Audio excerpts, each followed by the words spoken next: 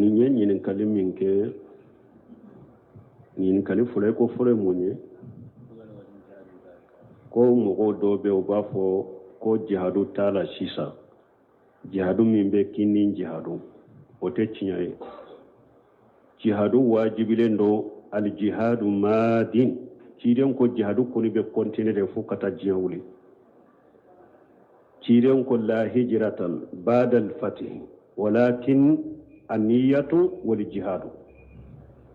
akum makka da yerelen ko fe ka ke silama dugoye hijira teke ka bo makka tuguni ko ibe ta yorore fo kata jiya wuli min ni be ko min ke ka kenin nganyani disugun kala so be makka jihadu be fa idza ustumfiritum fa anfiru nu ya nyinaw fe kaye bo kata jihadu la ye bo kata jihadu la jihadu bala de a shede te silamawe jihadu shede te silamaye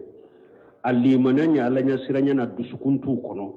akele centu bolo akele minantu bolo sino dugu kono fule cogo misisa jihadu wajibilen be silamawka jihadu wajibilen de be silamawka dugu kono be cogo misisa silamaw be cogo misisa jihadu wajibilen de bankame a shede te parce que jiya silama nyema jiya silama jamana nyema ulu de kanka fara nyugon ka kele cew bo ka kele minaw bo ka jihadu wuli ka nyema bo jihadu la silama jamana nyema do kanko nyine silama jamana be jiya kono ulu de kanka nyanyini ka fara nyugon ka kele cew bo ka kele minaw bo ka nyema bo jihadu la jihadu kake me ode moyete a cogote silama jamanaw bolo jamanaw do yere be yere utu yere tay u yere tatu yere folo aw be se ka mun ke aw tata yere folo donc sino jihadu be de ko jihadu te nin jihadu de be jihadu yere de be me a sede te silamaw ye ala ko fattaqullaha masatatu la yukallifu Allahu nafsan illa wusaha bo don ke baw yahira min ye population ni jamana deunto jamato alata aw nyinin ka jihadu kola ni silama nyema jamana be u ka silama nyema yomal qiyama do jihadu bal yam min be dugu kolo kala be wulude nyinin kala parce que wulude kanka fara nyogon ka kele minaw bo ka kele cew bo ka nyema nyine ka bila jihadu la u be kato o kofe jihadu kake tatari tumami ale kele wulila baki ka silama fara ka silama tonu shaykhul islam bunte me ma wuli ka jama fara nyogon ka te ko aba kele amoke parce que o tese ka kewo e ka jama do fara nyogon ka doro ko ne nyema an ka jihadu ko jihadu tese ka ko chogola fo silama jamana nyema de ka jihadu forme shawr sila bonte ma matta tari kelena yire folo a wulila de silama jamana munun tumbe nyema a beta e ka jamana la ka doy ka ki waju tatari be chogomi an ka wuli an ka kele nonya kele ala bandeme ambe shala uba fo bunte mi ma shaykhul islam bunil ko inshallah aba fo inshallah ayam min be suratul hajj kono abo kala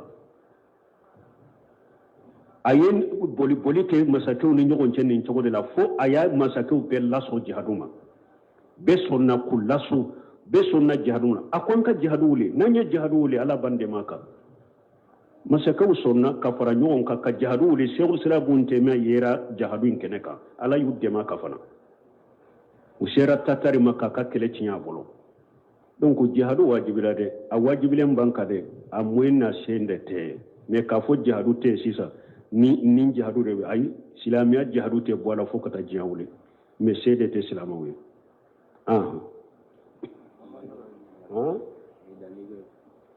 bo ko fulana ko jumare wa juma do ko kutuba de wajibira ba ube salli de wajibira a kutuba wo aywa asalla be de wajibini fardai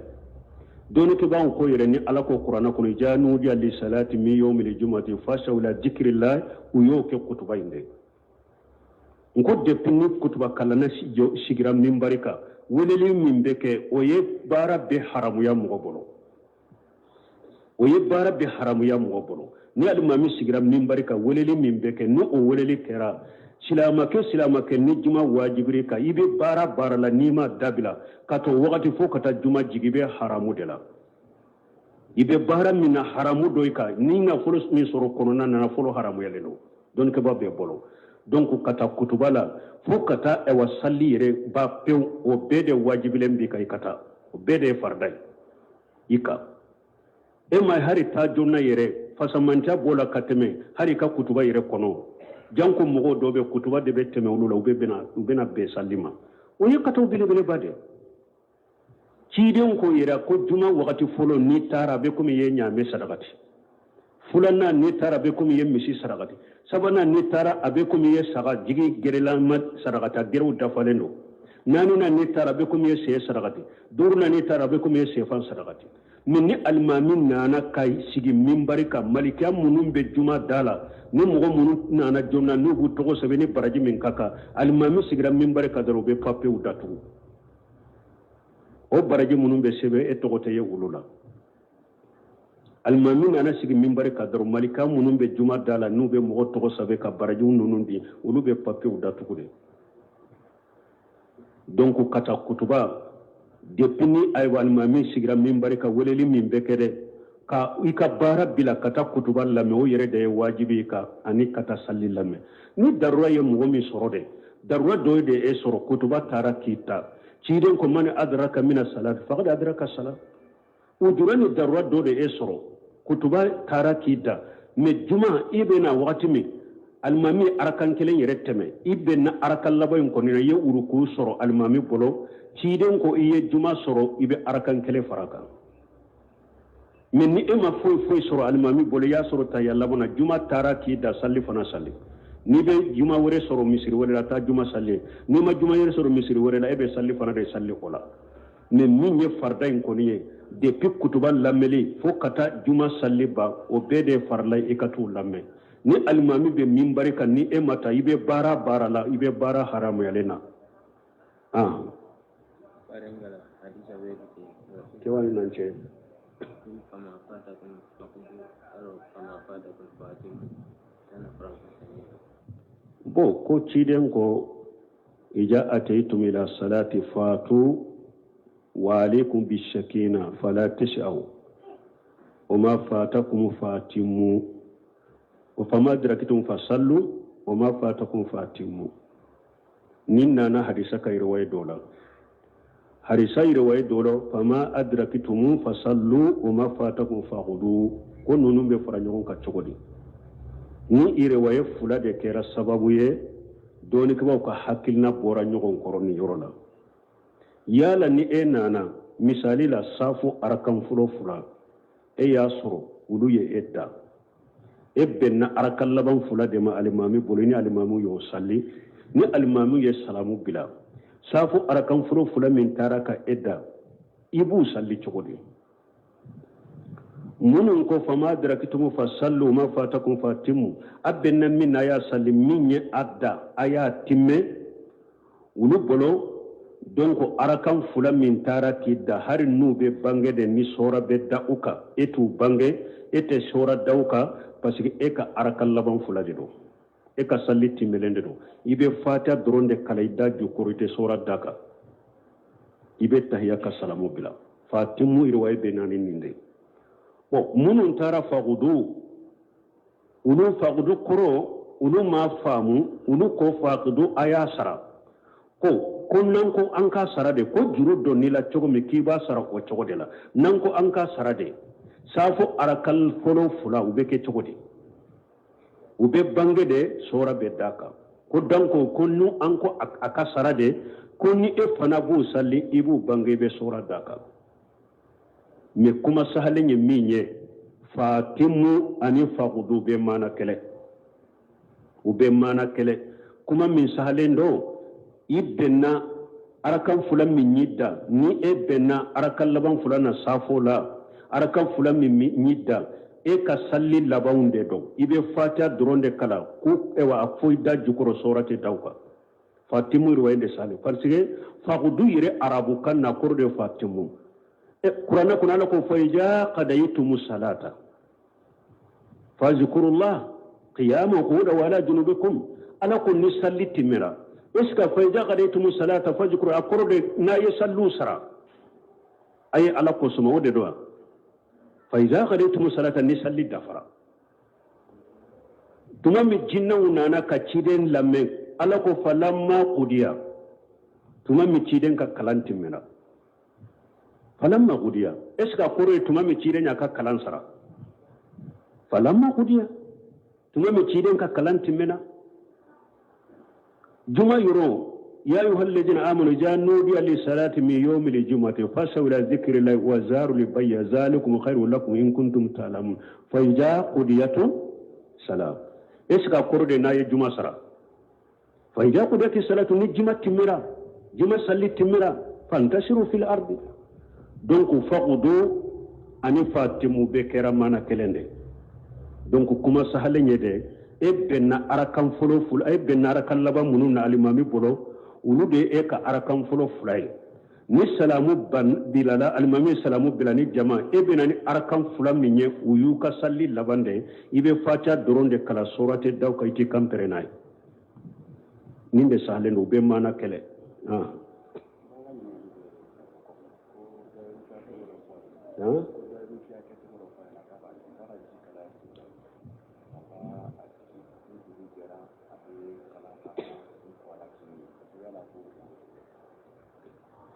bon ko do ye uruqiya ke cogo do fo ale ko aka ji kala sufe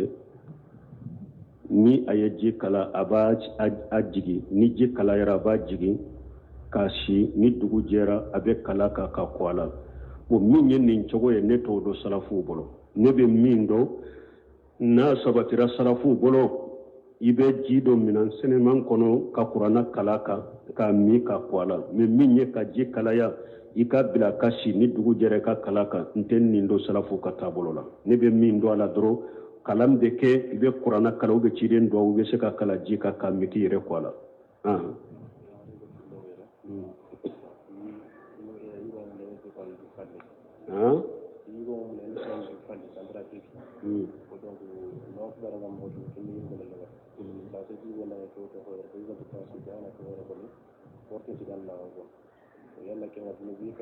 Timmy you want to see him do falle asilanti ko le falle ko warto ko le donc what you want to pass it on what can you falle ko wayre sasa ba yin dum la tan tan asile de to dal la rawo ci certifié ko dum bi kam bon nunu na nyugo na un teseka kiri tige nunu na nya fo chogo min ni nya kiri ko ne kabila ko de ne teseka kuma nunu na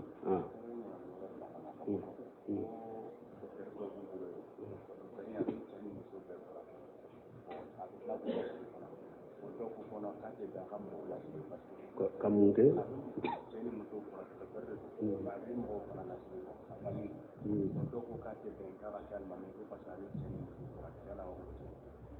bo ko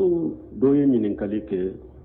ko mogo doye dogotoro do abe furakeli de ke abe cheni muso be furake ko abe mogo fana la salli ko doko amanka mogo la salli ka ke alimamiye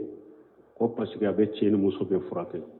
ambe min fo ka fo mogo be ci muso ni chebe furake ote koye ko min ba ka alimamiya pali qaida dobe alimamiya la doni ke bawo ko mogo na sallira ala ba ka sallimina aka alimamiya be saha mogo na sallira ni ala ba ka sallimina abe daga ka ke alimamiye ni mogo min sallira ala makota ka sallila o de tesika ke alimamiye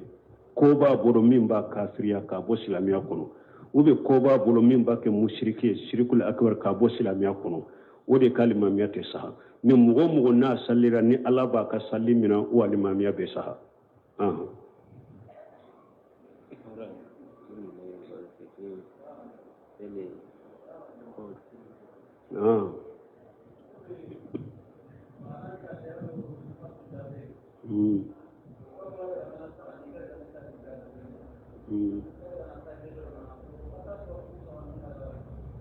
bo ko salli bani sallincini do beta uka salli fere ko teta salli kene ka utigi be qatawla ke salli bani sallincini fule hari muso munul lada te boliye kana salli yero la ciden ko be kapo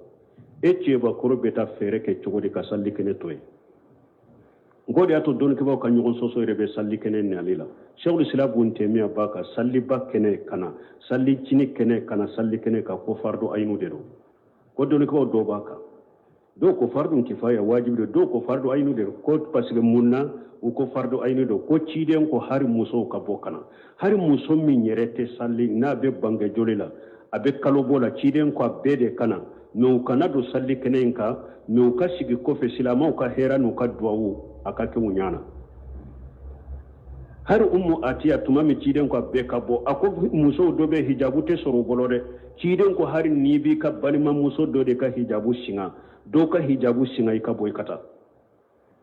nimbe fole chogodi eche ba korobeta ko salli fere la chogodi ka salli kene toy kataw bele bele ba buka ke wa alaikum salam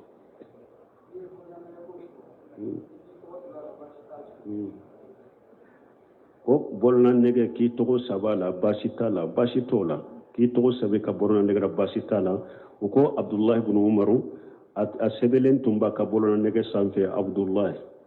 atunya togo sabe sanfe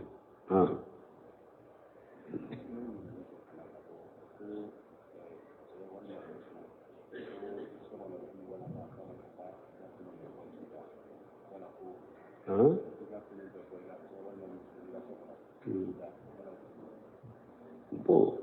ko cɛ muso dɔ k'i yɛrɛ walaga k'i ka fini bɛɛ bɔ i la ka i den ka so kɔnɔ a bɛ cogo di a man kan mɔgɔ kan ka malo min na fo sutura ka cɛ i ka malo i tigi ala la dɔnnikɛbaw ko a man kan k'i lankolonya fo i ka haju wagati ni ka muso haju wagati mɛ ni o tɛ hadamaden kana kɛ k'i bi yɛrɛ waraga i lankolo ka da donc i ka malo ala ma ciden y'o de fɔ sallallahu alaihi wasallam i ka saame ka malo ala ma i lankolon kana da o cogo la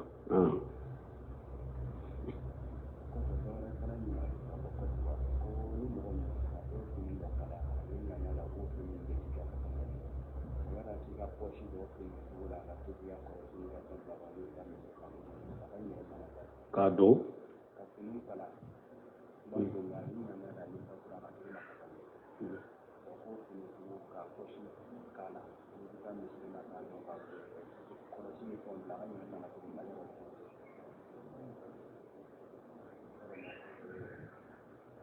ma ɲini kari sugu faamu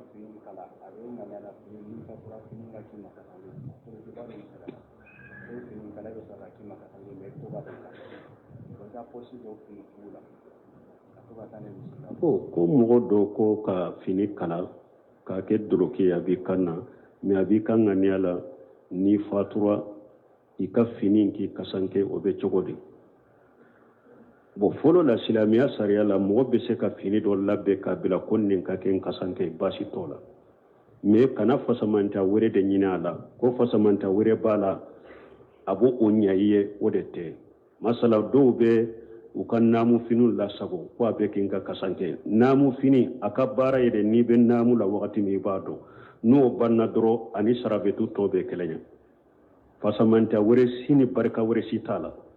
ko e b'a lasago a bɛ k'i kasanke ko a bɛ fɛn nafa i ma tant que a ka baara banna dɔrɔn a ka baara banna bon min ye e ka doloki ye a bɛ e ka ŋaniya k'a ka kɛ kasanke doloki bɛ kɛ kasanke o n ko abdullahi ibn ubay ibn salul a fatule ciden y'a ka doloki don a kan na kasanke mɛ a bɛ mun ɲa ye ciden yɛrɛ ka doloki a donna abdullahi ibn ubay kan na kasanke mɛ ciden y'a kɛ k'a ka ɲuman dɔ de sara parce que ciden bɛna kɛ abbasu minana badiri don mɔgɔ minnu minana kafiri minnu ɲɛnamaya minana ciden bɛna kɛ abbasu yɛrɛ olu de la a ye belebeleba jamanja de silamɛw la mɔgɔ si ka doloki ma sɔrɔ min bɛ se ka bɛn abbasu ma abdullahi ibn umar fana tun ye belebeleba jamanja de ale de ka doloki sera ka bɛn a ma o y'a ka doloki di ciden ma ciden ye doloki in don a bɛna kɛ kan na a fana fatu don ciden ni a ka ɲuman in de sara ye ko a ka doloki da kan na mɛ a ma fɛn ɲa tɛ foyi ɲa ye donc doloki bɛ kɛ kasanke yan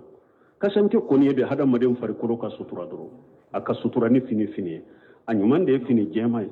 donc n'i ka doloki kala e hakili b'a la a bɛ kɛ kasanke hali ni pɔso b'a la donc n'i fatura a bɛ se ka kɛ i ma kasanke ka dɔ i la ka kasankew tɔ minɛ k'a kan mais i kana jate minɛ ko i tun bɛ porosi minnu don i ka jefa la ko barika ni fasamanta b'o la o bɛ fɛn ɲɛ o tɛ foyi nafa ni baara min ma don kaburu kɔnɔ fini simple de don n'i kan na dɔrɔn komi finiw tɔ mais i kana barika ɲini a la dɛ ani fasamantiya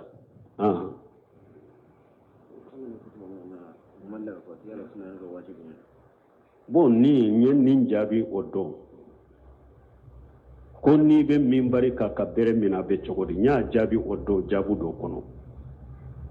nko min ye bul qaymul jawji ako ciide sana ka mimbari dila na be kutuba kala abe bereta ube min ye ewa tama abe sinsa ka kutuba kala mais depuis ciide nye mimbari dila ama sabati ko ciide nye bere mina mimbari ka o ma sabati sunnate ko ni be mimbari ka ka bere mina ka kutuba kala sunnate tumami albani sheikh albani siri salati hadisi daifa hadisa num bena ko ciide nye bere mina ka kutuba kala abe hadisa kelende keneya hakama ibn hajami ka hadisa ko ciide ko aye qawsu mina ube bere ka kutuba kala tumi albani hadisa in saha ako men ni hadisa munu ni haru sara ko ciide nye bere mina ka kutuba kala ko ambu bilade sani mimbari kadila ako bun khaymu yemmi fa yode sembentiya ko ciiden ka mimbari dilalen kofe ama dele ka bere mina mimbari ka kutuba kala bere mina munum nana hadisa wula o kera de sani kutuba ka mimbari ka dilade ciiden nye bere mina odela mais mimbari dilalen kofe ani bere mayre kutuba ka bunu semina rahimahullah afana nyinin karan ninna ako cinyala hari hadisa munun nana ko ciiden tumbe kutuba kala be bere mina ube abe tamamina ka kutuba kala ako hadisayin sahali fihi najiru ako hadisayin sahali sikka bala kanka kolosi me ako ni hadisayin sahara ambu bilade sani mimbari kadilade ambu bila ka sani mimbari kadilade bere mina na kutuba kala na me depuis ciden ka mimbari dilala ani bere ma yere mimbari ka ni tamama yere ma foyi mina mimbari ka donc sunnate ni be mimbari ka bere mina ka kutuba kala sunnate mogo ko do mais don ke baw ya yira ni mogo mi haju sherama abeke fen kanune e bolo masala kutuba kala na korola de chokoroba de do ka jo janke ni ayere o ka gelama donc kutuba fana foy ka jo ka kutuba kala de donc na ye bereta pour bere in ka deme o joli de la bere minani beke ni ma sunna ye parce que comme ni wajibe ou be comme ni sunna ye comme bi de mala o fana beke mustahabu ye haju serama na be sinsa ka akorola de donc fo aka joli janke fo ale ka sinsi bere de ka na ye bere mina aka deme o joli de la bere mina ni kera ale ma fen kanuna ye a ube ni mogo min nyado anko kutuba adabula kito mimbarika tego be fili bolo be fili amanka mimbarika kutuba adabula bolo kanka sigi yoro kelende ni mogo min fana ye bere mina o de kama pour ka bere mina ka bolo kana yala iye bere mina o de kama don ko ni fana haju doni maqsudu nyuman do la nyuman do be ni fana la donc adagaray ka bere mina nin kama nka bolo kana yala ube chokoroba do joli ka gelama ni haju ni darura sherama doro ibe se ka bere mina mimbari ka ko kutuba kala abeke fen kan ne bolo ola mais ni ote bere mina ni te sunna e mimbari ka subhanakallahumma rabbana bihamdika ashhadu an la ilaha illa anta astaghfiruka wa atubu ilayk akeni munafaqani ciden kontruye afana ya akeni lanyini do de ni sini inshallah tafsir la ambo fo ko inshallah